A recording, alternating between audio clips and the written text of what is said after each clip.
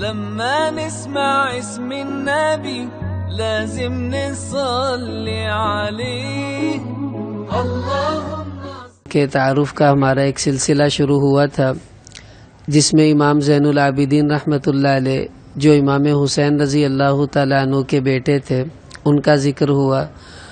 اس کے بعد ان کے بیٹے امام محمد باقر رحمۃ اللہ علیہ ان کا تذکرہ ہوا، پھر ان کے بیٹے امام جعفر صادق رحمۃ اللہ علیہ ان کا ذکر چلا، پھر ان کے بھائی امام زید الشہید کا تذکرہ ہوا، اس کے بعد جو ہے امام موسیٰ کاظم رحمۃ اللہ علیہ ان کا ذکر ہوا، اور آج جو ہے ان کے بیٹے امام علی رضا رحمۃ اللہ علیہ ان کا ذکر شروع ہو رہا ہے۔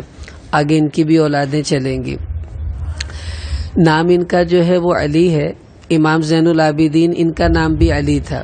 یہ حضرت حسین رضی اللہ عنہ کے بیٹے ہیں، حضرت علی رضی اللہ عنہ کے پوتے، اور آگے ان کی اولادوں میں بھی علی نام کئی لوگوں کے رکھے گئے، تو امام علی رضا یہ اسی نام سے مشہور ہیں۔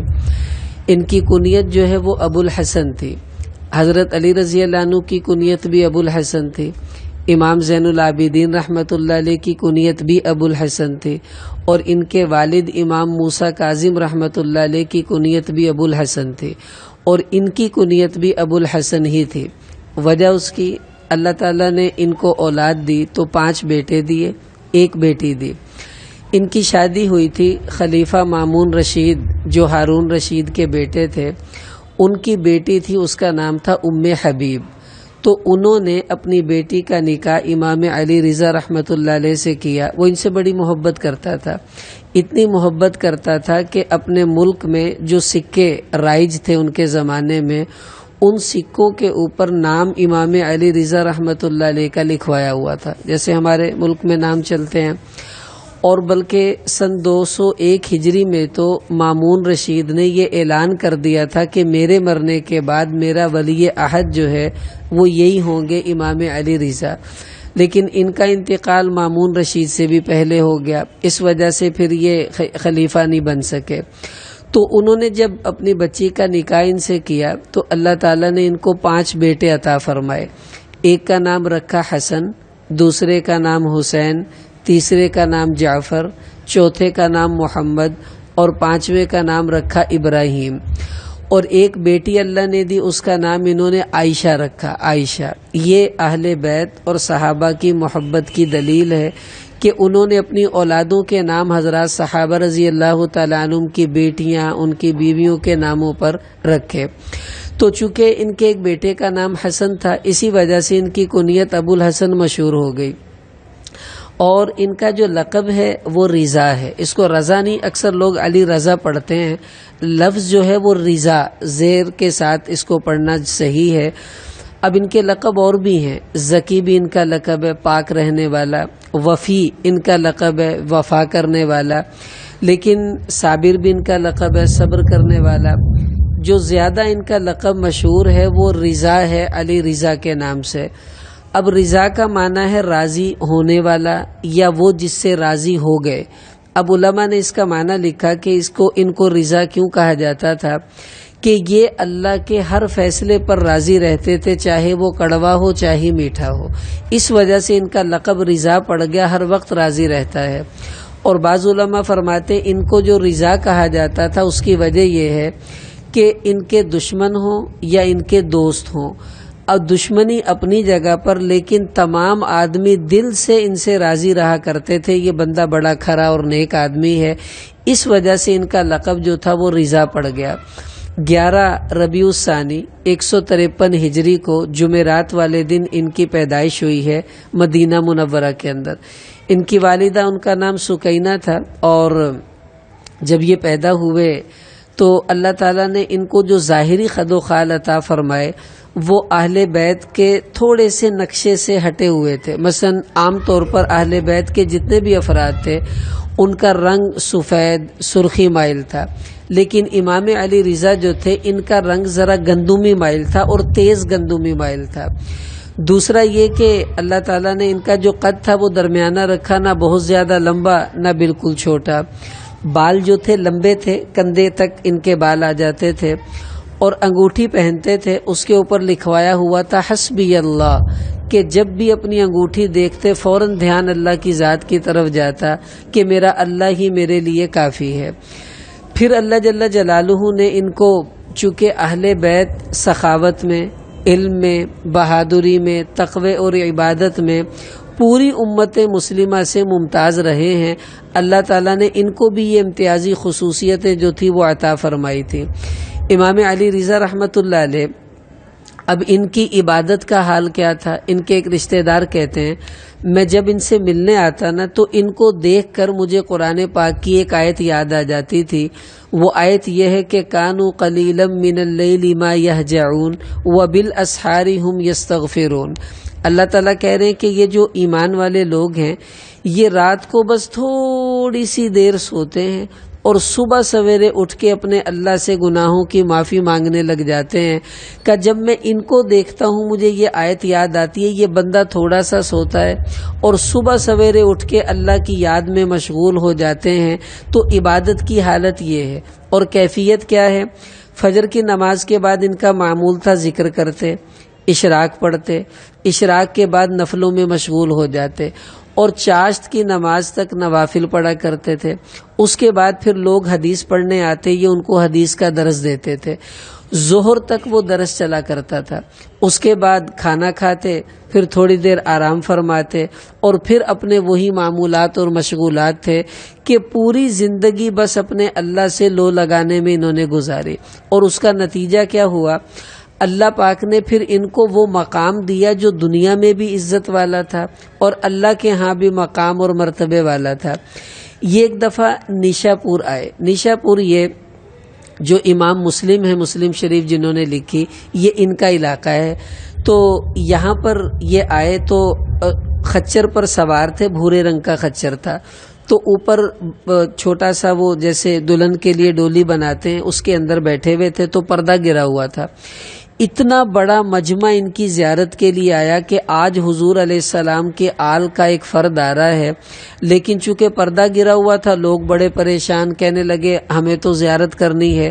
تو امام ابو زرع بہت بڑے محدثین میں، ان کے ساتھ کچھ اور محدثین آئے، انہوں نے سلام پیش کر کے عرض کیا کہ جی آپ صرف زیارت کروا دیں مجمع کو، سارا مجمع آپ کی زیارت کے لیے آیا ہوا ہے۔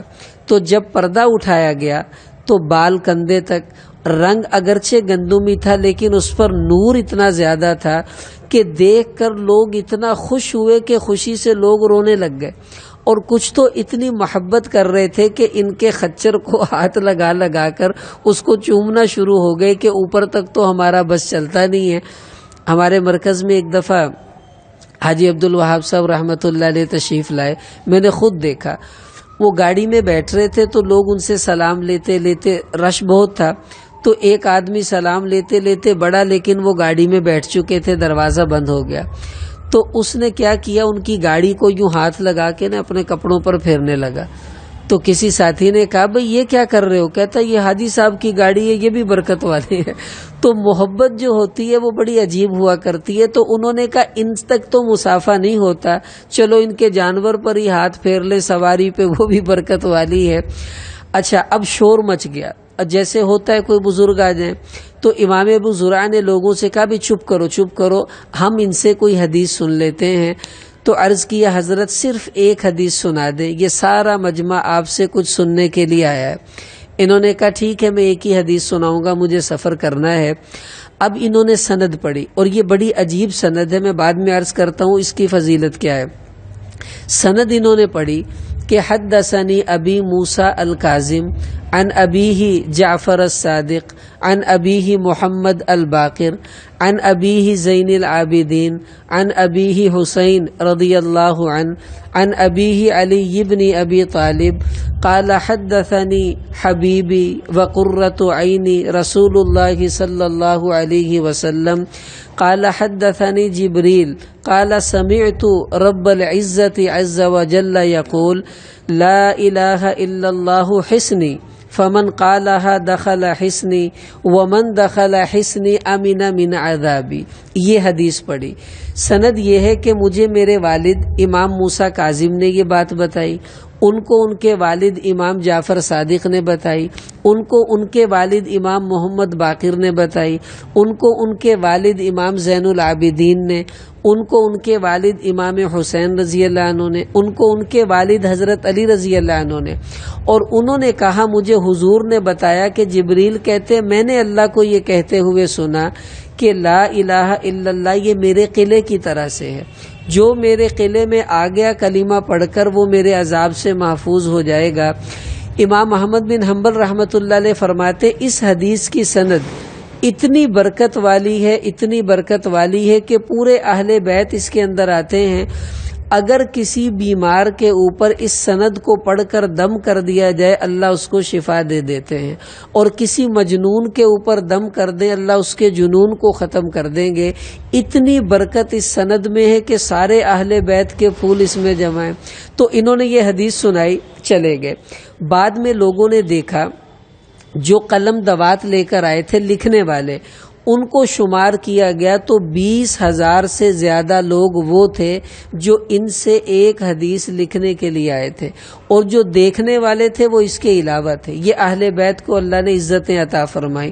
اور اللہ کے ہاں مقام کیا تھا، یہ مامون رشید کی مجلس میں جاتے تو پردے گرے ہوئے ہوتے تھے بادشاہ کے، تو جو دربان تھے وہ اٹھتے، ان سے سلام لیتے، پردے ہٹاتے، اور یہ اندر جا کر بادشاہ کے پاس بیٹھتے۔ تو کچھ وزراء ان سے جلنے لگے، انہوں نے دربانوں سے کہا کہ ان کے لیے پردے وردے نہ ہٹایا کرو اور نہ کھڑے ہوا کرو۔ انہوں نے کہا جی ٹھیک ہے۔ جو ہی یہ آئے دربان کھڑے ہوئے، سلام لیا، پردے ہٹائے، یہ اندر چلے گئے۔ انہوں نے کہا تمہیں منع کیا تھا، کہنے لگے پتہ نہیں ہمارا دل خود بخود کہنے لگا نہیں کھڑا ہونا پڑے گا۔ پھر اگلے دن آئے تو یہ کھڑے ہوئے، سلام لیا، پردہ نہیں ہٹایا۔ تو امام علی رضا رحمۃ اللہ علیہ آگے بڑھے، اب پردہ تو گرا ہوا تھا، اب پردے کو ہٹانا تھا۔ اللہ نے ایسا ان کو مرتبہ عطا فرمایا، ایک تیز ہوا چلی، پردہ یوں اڑ کر اوپر ہو گیا، اور یہ نیچے سے گزر گئے، پردہ نیچے ہو گیا۔ جب واپس آنے لگے اللہ نے ادھر کو ہوا چلائی، وہ پردہ اوپر ہوا اور یہ گزر کر باہر چلے گئے۔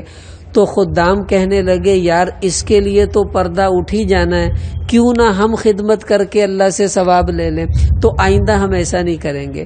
ایک دفعہ یہ امام علی رضا رحمۃ اللہ علیہ ایک جنگل میں ان کا گزر ہوا، اور ایسا عجیب جنگل تھا، وہاں سب درندے خطرناک، وہ یوں دائیں بائیں پھرتے رہے۔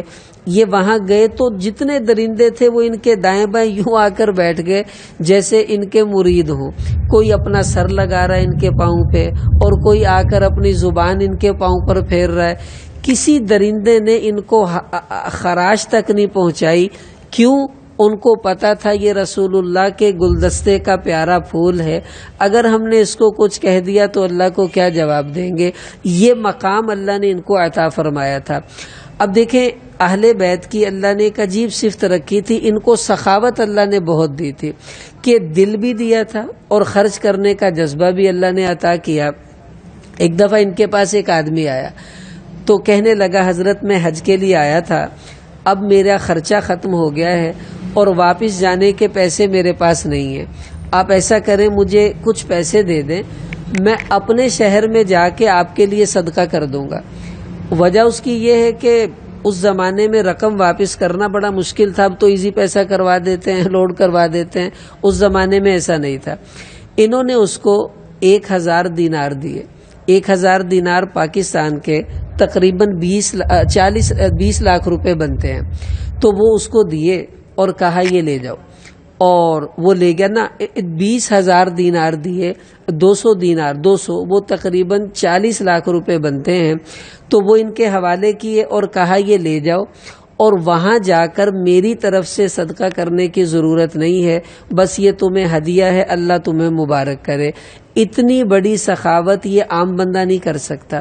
ابو نواس ایک شاعر تھا، وہ آیا آ کے کہنے لگا میں نے اہل بیت کی شان میں کچھ اشعار کہے ہیں۔ اچھا، پہلے زمانے کے شعراء اور آج بھی ان کی عادت تھی کہ بادشاہوں کی شان میں یا کسی بڑے آدمی کی شان میں شعر لکھتے، اس کو سناتے، پھر اس سے انعام وصول کرتے تھے۔ تو کہا کہ میں آپ کی شان میں اشعار لکھ کے لایا ہوں اہل بیت کے لیے، تو آپ یہ سن لیجئے۔ انہوں نے سنے، بڑے پسند آئے، فرمانے لگے ایسا کرو ابھی جانا نہیں ہے، یہیں پر رکو۔ اپنے خادم کو بلایا اور کہا کہ کچھ پیسے ویسے پڑے ہوئے ہیں ہمارے اس میں خزانے میں؟ وہ کہنے لگا جی پڑے ہوئے ہیں۔ کہا کتنے ہیں؟ کہنے لگا 300 دینار، اور یہ تقریباً پاکستانی 60 لاکھ روپے بن جاتے ہیں۔ تو کہنے لگے وہ اس ابو نواس کو دے دو، اور کہا جاؤ اللہ تمہیں مبارک کرے، تم نے ہماری شان میں اشعار لکھے، ہم نے خوش ہو کر تمہاری جھولی بھر دی، جاؤ جا کر مزے کر لو۔ ایک اور شاعر تھا، اس کا نام تھا دعب الخزائی، خزائی قبیلے کا تھا۔ اچھا، اس کو اہل بیت کا شاعر کہا جاتا تھا، یہ اہل بیت کی شان میں بڑے اشعار لکھتا تھا۔ تو اس نے آ کر اشعار کہے، امام زین العابدین نے اس کو کچھ پیسے دیے۔ یہ کہنے لگا میں نے پیسوں کے لیے شعر نہیں کہے، میں یہ چاہتا ہوں آپ مجھے اپنی کوئی استعمال شدہ چیز دے دیں، میرے لیے وہ بڑی سعادت ہے۔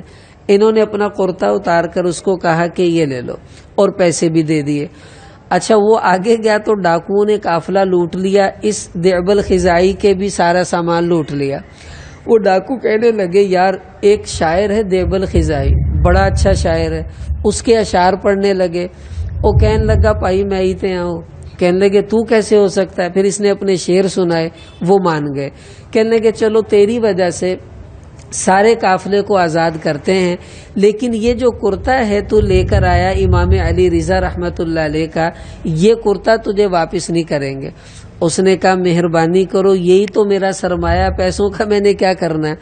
وہ ڈاکو کہنے لگے ایسا کرو یہ کرتا ہمیں بیچ دو اور ہم تجھے 1000 دینار دیں گے، اور وہ پاکستانی تقریباً 2 کروڑ روپے بنتے ہیں۔ یہ کہنے لگا نہیں مجھے نہیں قبول، چلا گیا۔ آگے پہنچا، پھر ڈاکو نے لوٹ لیا۔ وہ ڈاکو اسی قبیلے کے تھے۔ جب انہوں نے دیکھا، پرانے ڈاکوؤں نے دیکھا یہ کرتا تم کہاں سے لائے؟ کہنے لگے ہم نے فلاں قافلہ لوٹا، اوپر سے وہ بھی آ گیا شاعر۔ تو انہوں نے پھر وہ کرتا لے کے اس کو پھر دے دیا اور کہا اب دے دو، اگلے ڈاکوؤں نے لوٹ لیا تو وہ سانو نہیں جان دے، پھر نہ کہیں۔ اس نے کہا ٹھیک ہے، پھر 2 کروڑ میں اس نے وہ کرتا امام علی رضا کا فروخت کیا۔ یہ اہل بیت سے محبت دیکھیں آپ لوگ، ان کا کرتا جو معمولی سا ہوگا لیکن خرید کتنے میں رہے ہیں؟ 2 کروڑ روپے میں خرید رہے ہیں۔ اللہ نے کیا ان کو عطا فرمایا تھا؟ اچھا، تواضع اللہ نے ان کو ایسی عجیب عطا فرمائی تھی، یعنی چھوٹا پن، یہ بہت عجیب تھا، بہت زیادہ عجیب تھا۔ آپ اندازہ لگائیں، ان کی عادات میں لکھا کبھی انہوں نے اپنے ساتھیوں کی طرف پاؤں نہیں پھیلائے، کبھی کسی مہمان سے پہلے تکیہ لے کر اپنے پیچھے نہیں رکھا، ان کو پہلے تکیہ دیتے، خود بعد میں لیتے تھے۔ ایک دفعہ کچھ مہمان آئے تو چراغ بجھ گیا، تو یہ جلدی سے اٹھے، چراغ میں تیل ڈال کر اس کو جلانے لگے۔ تو وہ کہنے لگا کہ آپ مجھے حکم کر دیتے، میں آ کر چراغ جلا دیتا۔ تو بڑی عجیب بات فرمائی، کہنے لگے انا قوم لا نستخدم اضیافا، ہم اس خاندان کے لوگ ہیں جو مہمانوں سے خدمت نہیں لیا کرتے۔ مہمان کی تو خدمت کی جاتی ہے، اس سے خدمت تو نہیں لی جاتی۔ تو وہ کہنے لگا جی آپ واقعی عجیب لوگ ہیں۔ اب چھوٹا پن دیکھیں کہ خود اٹھ کر چراغ جلا رہے ہیں۔ اور اس سے عجیب بات سناؤں آپ کو، یہ ایک دفعہ ایک تالاب پر نہانے گئے تو پیچھے سے ایک پولیس والا آیا، وہ ان کو جانتا نہیں تھا، تو اس نے ان کو پیچھے کیا، خود تالاب میں گھس گیا اور ان سے کہنے لگا اوے کالے میرے اوپر ذرا پانی ڈال۔ تو انہوں نے بالٹیاں بھر بھر کے اس کے اوپر پانی ڈالنا شروع کر دیا۔ وہ مزے سے نہاتا رہا۔ پھر ایک اور آدمی آیا جو ان کو جانتا تھا، وہ اس پولیس والے سے کہنے لگا ارے تو برباد ہو جائے، پتہ ہے تو کس سے پانی ڈلوا رہا ہے؟ اس نے کہا نہیں۔ کہا یہ حسین رضی اللہ تعالیٰ عنہ کی اولاد میں سے ہے۔ اس نے کہا ارے یہ کیا، معاف کر دو۔ کہا آپ نے مجھے پہلے کیوں نہیں بتایا؟ اب جواب سنیں، کہنے لگے انہا لمثوبہ، کہ بھائی تو نے مجھے ایک ثواب کا کام کہا تھا کہ میرے اوپر پانی ڈالو، اب مجھے شرم آئی کہ جب ثواب مل رہا ہے تو میں کیوں ثواب سے محروم رہوں، میں نے کہا چلو خدمت ہی صحیح، اللہ مجھ سے راضی ہو جائے۔ اب اتنا بڑا آدمی ہو کر اپنے آپ کو اتنا چھوٹا بنا رکھا تھا کہ یوں خدمتیں کر رہے ہیں۔ ایک دفعہ ایک سفر میں دسترخوان لگا خراسان میں، تو انہوں نے خود بھی بیٹھے، دوستوں کو بٹھایا، دور نوکر غلام کھڑے ہوئے تھے، ان سے کہا تم بھی آؤ یہیں بیٹھ جاؤ۔ ایک آدمی کہنے لگا حضرت یہ تو ہمارے خادم ہیں، غلام ہیں، اگر ان کو علیحدہ ہی بٹھا دیتے تو اچھا نہیں تھا۔ فرمانے لگے ان الرب واحد والامہ واحد والجزاء بالاعمال، دیکھو ہم سب کا اللہ بھی ایک ہے، ہماری ماں اماں حوا بھی ایک ہی ہے، اور جو فرق ہے وہ تو اعمال کی وجہ سے ہوتا ہے، پیسوں کی وجہ سے نہیں ہوتا۔ اس لیے غلام ہمارے ساتھ کھائے یہ ہماری بے عزتی نہیں ہے، اللہ کی مخلوق ہے، جو بیٹھ جائے اس کو سعادت سمجھنا چاہیے۔ ان کو بڑا کہا جاتا ہے، اور یہ اہل بیت ہی تھے جن کو اللہ تعالیٰ نے یہ بڑائی عطا فرمائی کہ اندر سے اللہ نے ان کو ایسی عجیب صفات سے جو ہے وہ نوازا تھا۔ پھر یہ امام علی رضا رحمۃ اللہ علیہ پیدا تو مدینہ منورہ میں ہی ہوئے، بعد میں جب شادی ہوئی تو یہ منتقل ہو گئے تھے ادھر جہاں یہ ہارون رشید بغداد اور شام کے علاقے میں، وہیں پر پھر ان کا انتقال ہوا، اور مامون رشید ان سے بڑی محبت کرتا تھا۔ پھر مامون رشید نے ہی ان کا جنازہ پڑھایا اور اپنے باپ ہارون رشید کے ساتھ ان کی قبر بنائی، اس وجہ سے کہ اللہ تعالیٰ ان کی برکت سے ان پر بھی رحم فرمائے گا، اور اس کی خواہش تھی کاش میں پہلے مرتا میرے بعد جو بادشاہت تھی وہ امام علی رضا کے مقدر میں آتی، لیکن اللہ کو جیسے منظور اس کی اپنی جو ہے وہ حکمتیں ہوا کرتی ہیں۔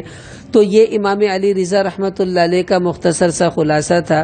اب دیکھیں اس میں ہم سب کے لیے کیا سبق نکلتا ہے کہ اہل بیت جیسی عبادت، اہل بیت جیسی سخاوت، اہل بیت جیسی تواضع اور چھوٹا پن اگر یہ ہم بھی اپنے اندر پیدا کر لیں تو اللہ ہمیں بھی ایسی عزتیں دے دیں گے، اور امید ہے ان صفات کی برکت سے ہمارا حشر اللہ قیامت والے دن ان حضرات کے قدموں میں فرما دیں گے اور ہماری نجات کا ذریعہ بھی بن جائے گا۔ اللہ ہم سب کو عمل کی توفیق عطا فرمائے۔